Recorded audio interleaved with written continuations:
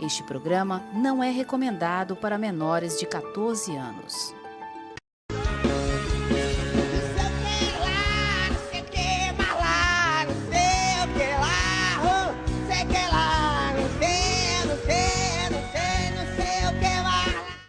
Terça-feira e nós estamos aqui novamente com assuntos de interesse social, informações positivas para você.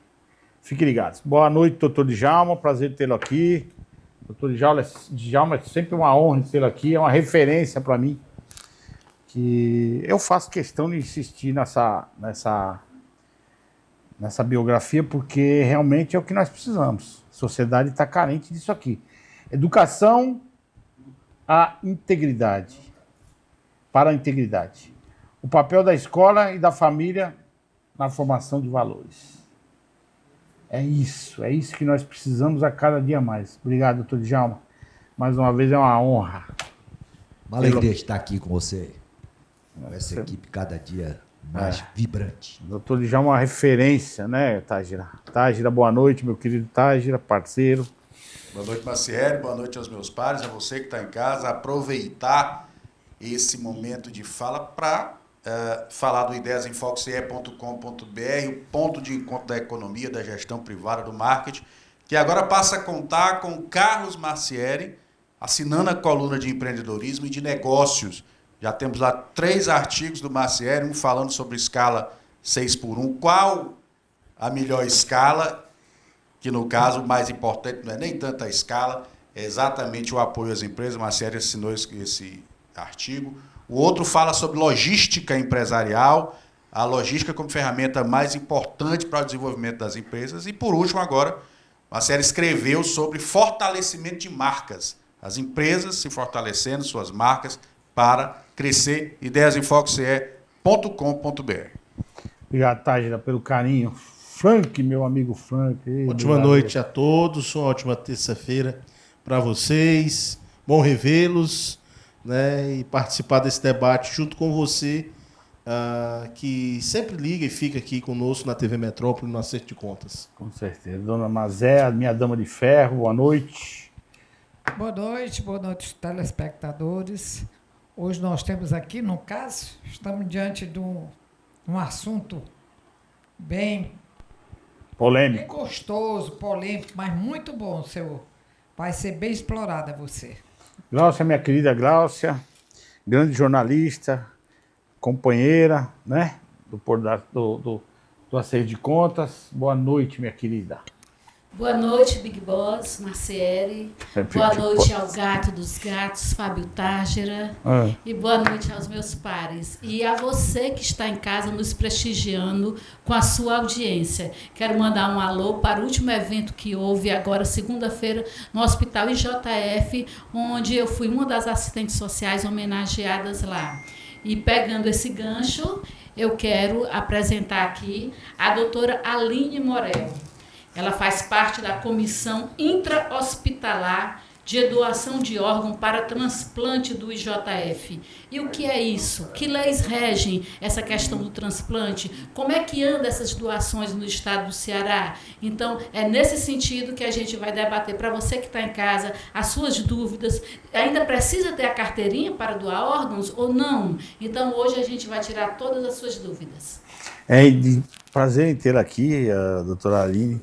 É um assunto muito relevante, que muita gente quer saber e entender. Como é que eu faço para doar? Como é que eu faço para não doar? Não quero doar, quero doar. Tem todos esses parâmetros, né? Esses tentáculos aí que... Vou explicar para o nosso público em casa.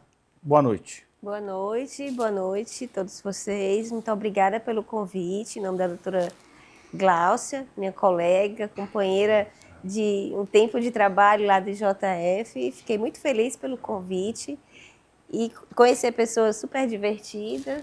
Obrigada. E sim, claro, né, doação de órgãos é um tema bastante relevante, né? A doação é para a sociedade, né?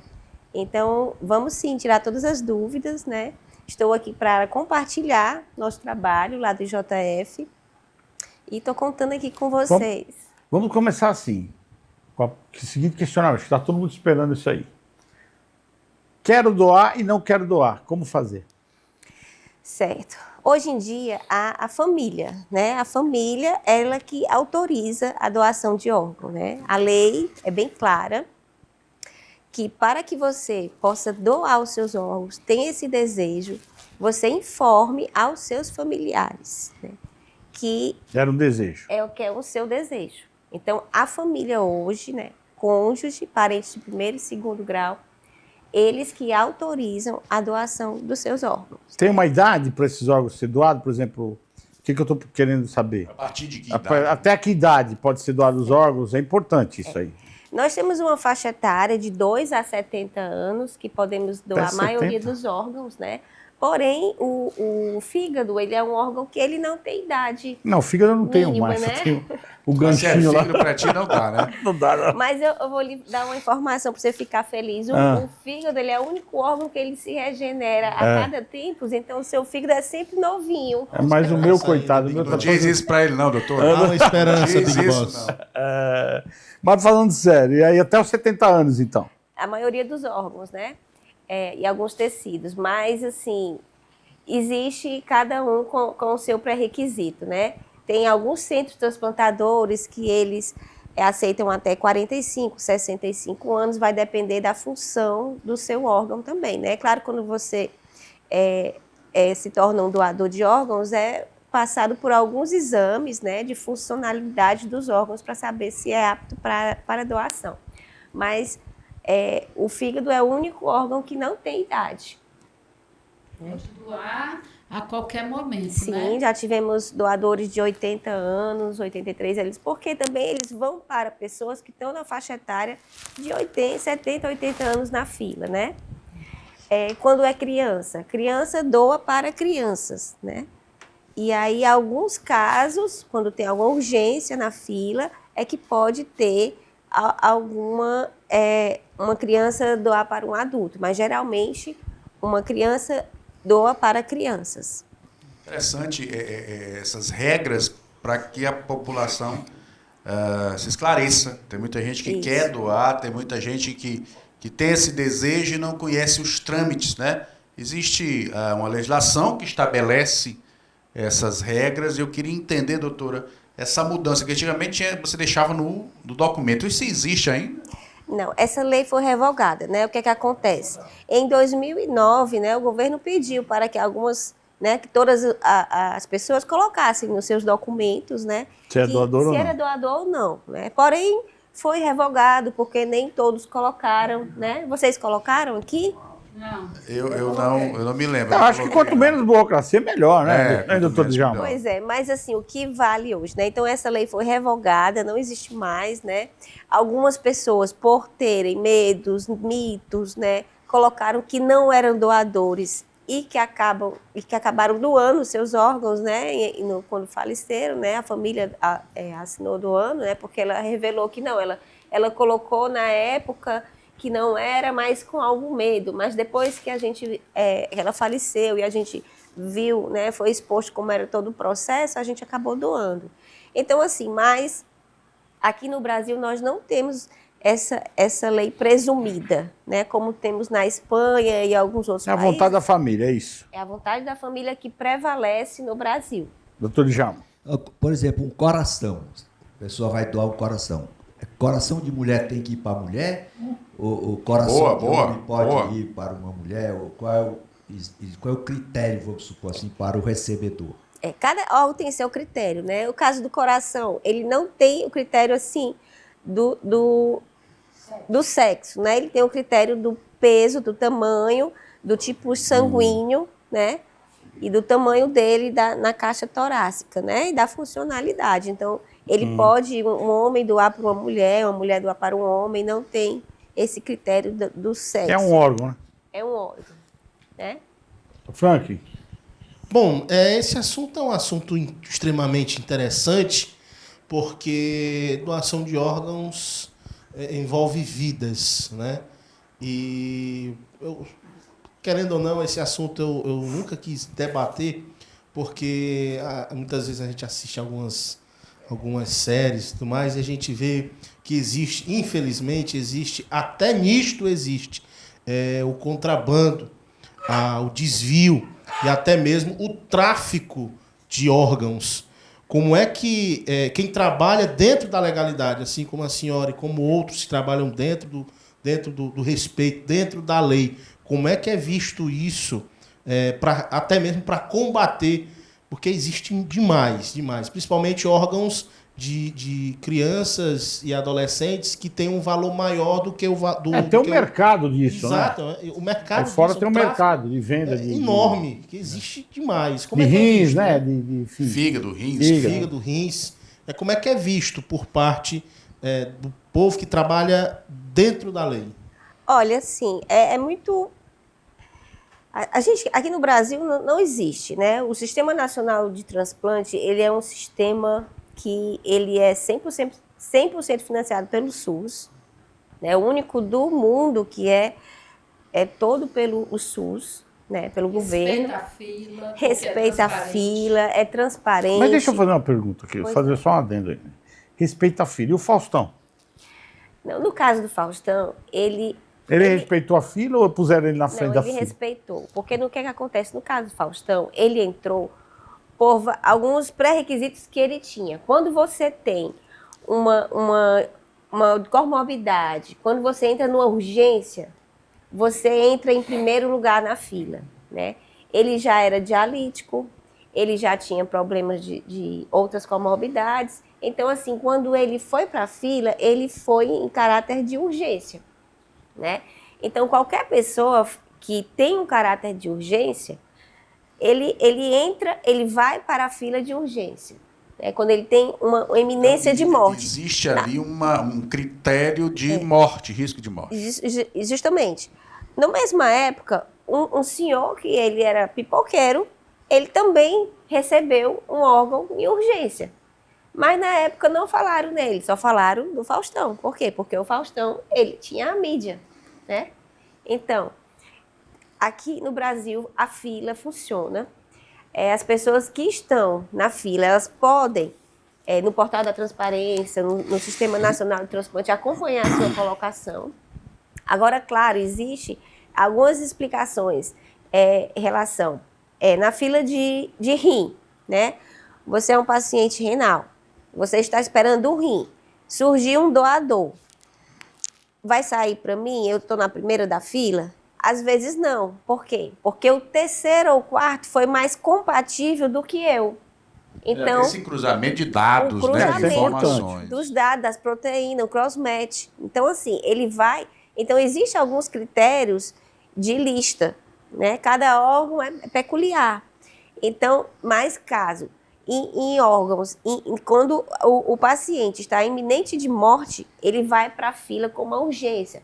Hepatite fulminante, como a do Faustão, foi a do coração, né? Ele estava em risco, se ele não recebesse em 72 horas, ele poderia falecer. Então, ele foi para a fila de urgência e ele conseguiu um doador. Então, assim, é um trabalho que envolve vários profissionais. É um trabalho, né, excepcional, de uma alta responsabilidade, né? Alta responsabilidade. E, como o Frank disse, são vidas, né? São vidas, né? São vidas. São profissionais, são médicos. Quantos transplantes hoje é feito no Brasil, em média, por dia? Olha, eu não tenho esse dado preciso, mas nós estamos, no cenário mundial, nós estamos em sexto, no cenário nacional, nós estamos em quarto, o Ceará em quarto lugar, né? Nós somos do G4, né? Que eles falam assim. Todos esses dados vocês podem acompanhar na revista da ABTO, que a cada ano sai todos os dados em relação aos transplantes, né? Eles são dinâmicos, esses dados. Tem estado que eles são sazonais, né? Tem épocas que eles estão de acordo com as estratégias, né, de políticas públicas, eles estão... Eu vou perguntar uma coisa para você, Aline, mas parece ser uma piada, mas não é. É que eu tenho uma curiosidade, porque a gente vê na internet os caras negociando testículo, é verdade isso? Se transplanta testículo? Não, não, Frank, não é para rir, pô. Ainda não. Mas tem. Os caras vendiam. É piada? Isso não existe. Não existe. Ah, então é fake. É meme. Pode rir. Pode rir, né? Aí pode rir, então, porque eu achei muito. Mas é. Aline, me diga uma coisa. Eu ouvi aí, pela mídia, que nós, aqui do Ceará, este ano de 2026, já houveram 65 ou 67, não sei o percentual. Inclusive, a semana passada, né, o caso daqueles 2 rapazes, um que foi morto fazendo aquele grau, rapaz de 16 anos, e a família doou os órgãos. O outro foi aquele que, o Incerol, né, cortou aqui a garganta, o motoqueiro, e também a família doou os órgãos. Correto? Correto. Concorda?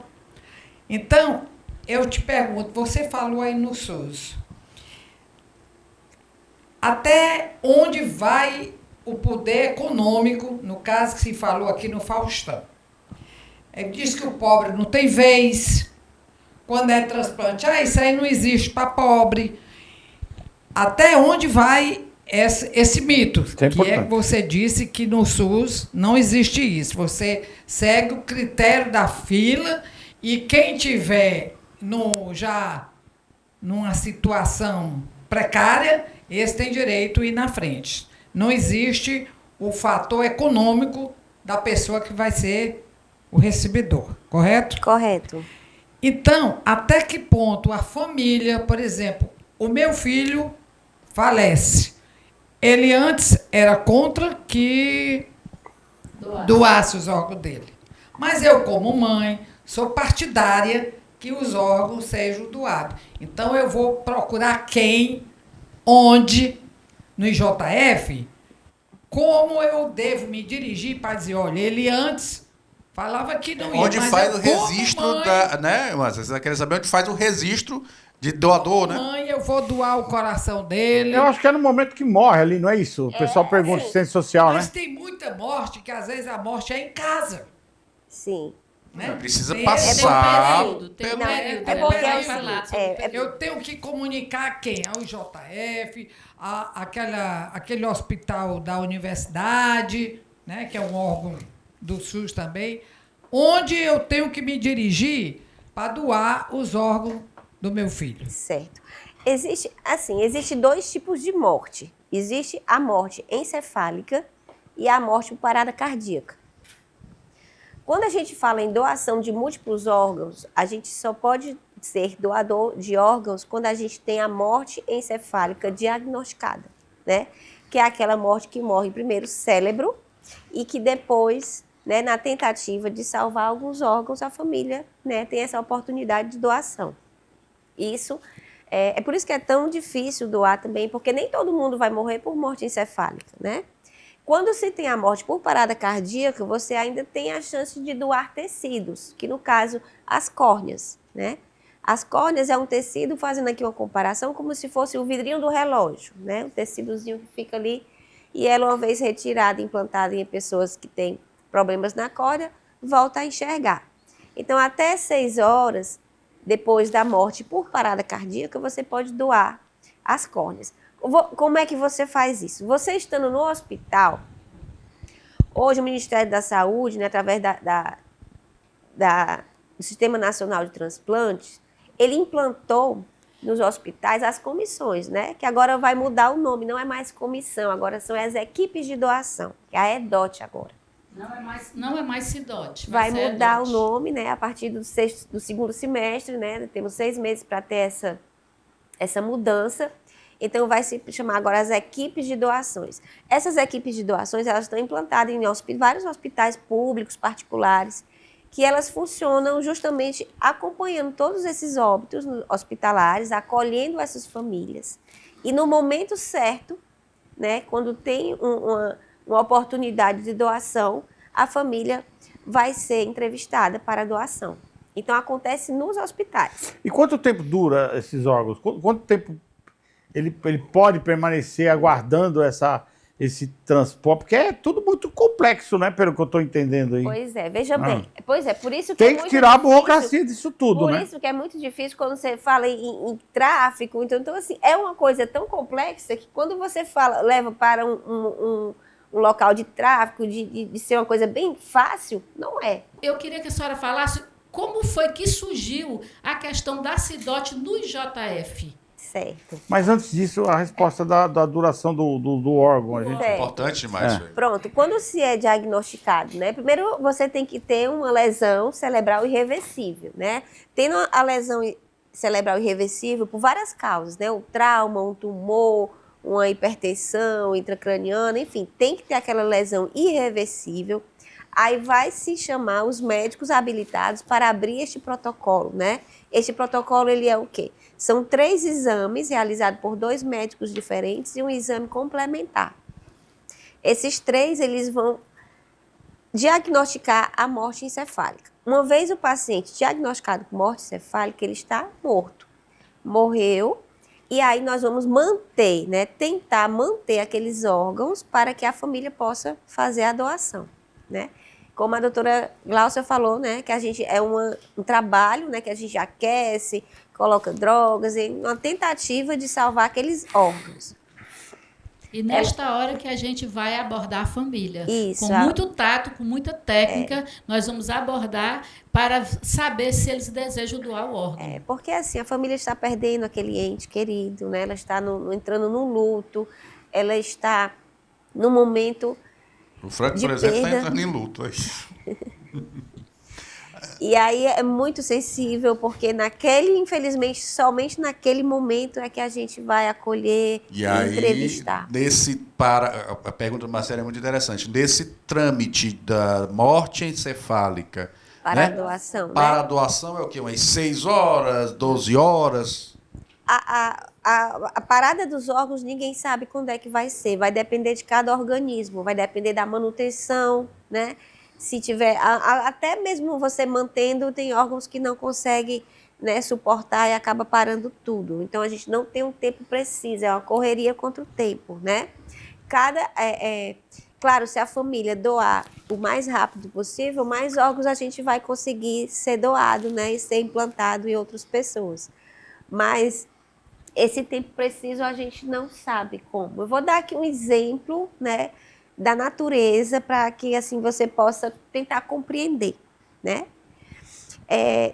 Quando se solta um rabinho de uma lagartixa, ele fica ali mexendo, né? Fica balançando ali. Então, a gente acontece da mesma forma, né? A gente não tem mais aqui o cérebro, então o nosso corpo fica ainda funcionando por um tempo. Coração batendo. Coração batendo, né? Então, assim, você sabe me dizer quanto tempo aquele rabinho para de bater? Né? A gente não precisa, não consegue precisar esse tempo. Então, a gente funciona da mesma forma. Nós somos da natureza, nós somos... Quando não tem mais nossa função cerebral, nosso organismo funciona por um tempo. Mas tem um tempo máximo, né, de funcionamento. Tem um tempo, né? E um tempo também para o aproveitamento desses órgãos, né? Aproveitamento, porque ele fica suscetível. É isso que eu estou curioso de saber. Esse aqui também. Pode durar 2 horas, 1 dia, 2 dias, meia hora. É o organismo de cada Tem gente paciente. que fica um tempão com o coração ainda batendo, né? E a gente tem que conscientizar a família fica dizendo, mas ele está vivo, o coração está batendo, né? E a gente tem que conscientizar a família que a morte acontece no cérebro. Isso, a gente tem que tentar explicar, é difícil, porque está numa hora sensível da família, horrível. Um horário bloqueado, né? Com várias emoções, então é um momento muito delicado, né? Nós estamos ali na linha, começando um luto, e ali numa linha de manutenção, de doação de órgãos, né? Então, é uma situação bastante delicada, né? Mas bem paradoxal, né? É paradoxal. Uma alegria e uma tristeza. Mas respondendo também, a doutora Gláucia perguntou sobre a fila das córneas, né?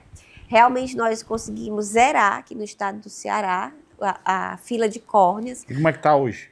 Hoje permanece zerada, porém começou a crescer porque estão vindo pacientes de outros estados para vir receber as córneas aqui. Teve até recentemente um mutirão da questão das córneas ali na Santa Casa, no Glaucio? E aí foi uma ação bacana, interessante do governo do estado, exatamente para ali matar essa fila que já era longa há muito tempo. Isso, aí nós estamos, eu acho que hoje Ceará e Pernambuco foram os dois do Nordeste que conseguiram zerar a fila. Ela tem um tempo de duração maior, a córnea, Por isso a que córnea, tem isso. como ela é um tecido avascular, né? Ela, uma vez retirada do organismo, ela é preservada no banco de óleos e ela fica por 15 dias armazenada, né, acondicionada, para que ela possa, né, ser Depois de 15 doada. dias não tem mais, não serve mais. Não tem como conservar bichinho. Doutor Djalma. E no IJF faz o quê? Faz só córnea, faz coração? Quais são os órgãos que fazem lá? No IJF, o IJF ele não é um hospital transplantador. O IJF ele tem outra característica, ele é um hospital que capta, né? Ele é captador, né?